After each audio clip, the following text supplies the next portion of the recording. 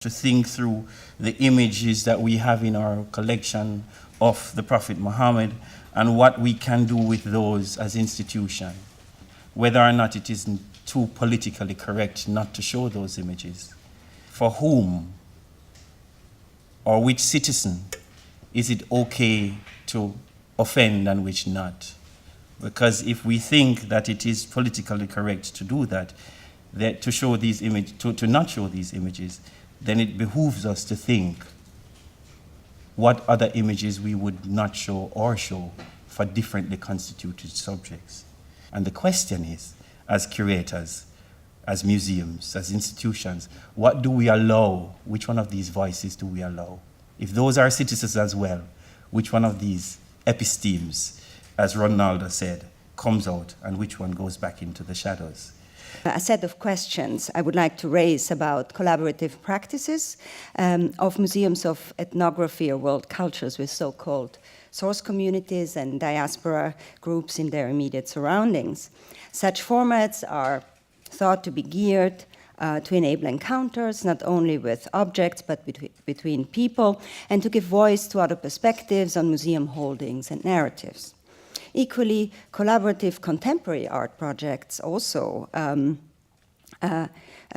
which sometimes take place at these museums, have adopted comparative approaches by getting deeply immersed in other cultural spheres of knowledge and living in co-creating collaborative artscapes with members of these communities. Now, when we use the term citizenship, the concept citizenship, inevitably, without our volition or will, or even intentionality, we invoke a paradox. This paradox is partly because citizenship has a particular history as a strategy of government that divides. It's a biopolitical technology that divides people into groups, insiders, outsiders, creates new forms of inclusions, exclusions, and it creates notions of us and them. For citizenship to be able to function, it needs to create these divisions through which it works. My primary focus will be performative citizenship, which I consider a critical way of approaching citizenship. Now, I consider a performative citizenship in this critical sense to include 5 senses of citizenship. It is about signifying citizenship. So we are not necessarily describing citizenship as it exists, but we are signifying or perhaps even re-signifying citizenship. How we re-signify it, we bring various senses to it. I have been thinking and making work about and writing about ideas of citizenship and belonging for a very long time. Europe the Game was made in the early 2000s. I can't tell you exactly when because it was, because I can't remember. But it took a number of years to do it, and it was made in specifically in reference to the concepts that were around at the time called about Fortress Europe, where Europe was imagining itself or building borders, imaginary or actual, between Europe and other. I wanted to push the idea that paintings or any object is actually relational, and really pushing it by making it a game. So that is also an objective in this particular artwork, is to push beyond simply understanding commodities, artworks as commodities or objects that are mute. So we're going to play the game. The whole idea is that everybody here is making a choice, a decision. So there's 2 boxes here, 1 box there. This is the frame. Ja, misschien.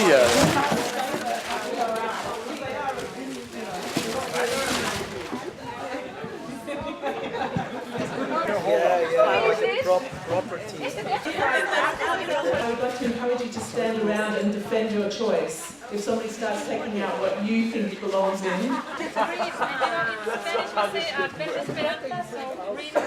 too much. But all of it is green. It's just too much. It's too much green. And there's too much. You can move others to get access if you want, or you can just throw them however. She said that they all come from Europe. They are all Europe. Yeah, but for me, It's up to you. This is representations. What of these represent Europe? It was a conscious choice to do so-called nature and not so-called culture. These are cultural representations of nature and what is natural. The reason why, in particular, I wanted to bring it to this conference is because it brings up another very important concept, which is curation. The question is actually like what's, like how can ethnographic museums, how should they react to certain politics of exclusion and inclusion that are happening in current times? I would like to provide like a glimpse into how we at the World Museum Vienna dealt with this very difficult question. We also have one exhibition space that is called World on the Move, dedicated to topics such as migration and globalization, where we like discussed actually a lot about this question. So I'll provide a glimpse into how like we thought up like certain strategies that we could implement. So our basic stance, first of all, is that migration and globalization isn't just a recent phenomenon that is just happening since the 21st century, but that it is an integral part of humanity. In the previous presentations, we've seen that museums are places where the nation can be imagined and narrated, or the European continent, or national identity. And I'm interested in how refugee stories might enter this canon, national canon. I think the refugee crisis is not only the story of the other, it is also a story about ourselves, and we are implicated in this crisis. And so my question is it the refugee that needs to be experienced? Or is it us? Maybe we should perform ourselves. If we're talking about inclusiveness, I think both positions should be performed. In this talk, I'll use several recent events in Canada's two largest museums, the Canadian Museum of History and the Royal Ontario Museum, to explore the virtues both of fast change, quickly developed programs that can respond to a crisis, and of the slow change characteristic of major museum projects. Fierce national controversies, which erupted around two large exhibitions of the late 1980s, the Glenbow Museum's The Spirit Sings, Artistic Traditions of Canada's First Peoples, and the Royal Ontario Museum's Into the Heart of Africa, led to the 1992 report of the Task Force on Museums and First Peoples. Its recommended models of community collaboration and partnership have been broadly adopted since. Ethnographic museums have been in the vanguard, but multi-perspectivalism and partnership have also been picked up by museums of history, art, and natural history. By the beginning of the new millennium, these models seemed securely established, and it was thus all the more shocking to witness the shutting down of many decolonizing and democratizing initiatives under the Harper conservative government. The changes, unprecedented in scope and degree, were imposed through budgetary cutbacks, restructurings, appointments to boards of trustees, and tighter ministerial scrutiny. On November 9th, ROM's director and senior administrators issued a formal apology to Canadians of African descent for the injury caused by the controversial 1989 exhibition mentioned earlier, Into the Heart of Africa. The museum acknowledged that the exhibition had, quote, unintentionally reproduced the colonial, racist, and Eurocentric premises through which its African collections had been acquired, and thus contributed to anti-African racism, unquote. My point is simply that the 27 years and several changes of administration that passed before the ROM delivered the apology demanded by the protesters have largely stymied projects designed to work constructively with Toronto's African-Canadian communities and posed a barrier to the museum's ability to foster a sense of belonging and shared citizenship.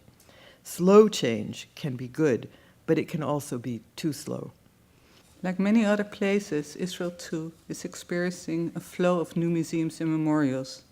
And I believe that the role of museums in the nation-building process can't be considered separately from that of memorials. To answer questions such as whose heritage and whose memory is it anyway, we need to take into account processes of creating and reinforcing a national narrative and collective memory as is done by the Israeli government. The complex Israeli national narrative is largely the Zionist story. The collective memory consequently deals largely with the devotion and sacrifices this involved. And starting even before the establishment of the state in 1948, every new museum has had to deal with the question of whether to relate to the Zionist narrative or to another narrative. The answer depends on the political position or aspirations of the museum founders. It seems that ethnographic and migration museums haven't changed their policies, choosing instead to continue to promote distortions of their own narratives that they hope will be accepted as part of the national narrative. So the question of what role ethnographic museums can play in fashioning a more convivial policies seems at present not relevant for Israel. Rather, the question that should be asked is whether belonging remains a goal worth striving for. And one of the things that I've been learning as a migrant in Stuttgart who doesn't speak German is that the language is very important as a feature of identity for Stuttgarters or for Schwäbisch people in Stuttgart, which is an internal ethnic minority, who has, the symbolic belonging to Baden-Württemberg. And in the process of learning German, we're also learning what it means to be a good German. You know how it works. A lot of migrants were passing Slovenia, and that there were very difficult situations on the border between Slovenia and Croatia. And so our colleagues from the museum went there, helping refugees and also making field work, collecting wire from the border, tents and other material things of the refugees. This is one thing. And on the other side, we are preparing an exhibition of encounters between Slovenes and Afghani, which were very, very vivid exactly in the 70s and 80s of the 19th century. I don't know if you saw La Grande Bellezza by Sorrentino. At one point, it struck me because I've always been subjected to culture shock. This nun, at one point, she asked the protagonist, "Do you know why I only eat roots?" And she said, "Because we need them." We are dealing very, very much with Slovene national identity, because the Slovene nation is only 2 million nation, and it is living within independent state till 1991. I think museums in Euro-America have a very have a global sort of language, but their articulation is very local. It's also, an experiment maybe of changing the curatorial approach, because, I cannot just be Sandra the migrant. I have to be also a curator, and it's we contract everything.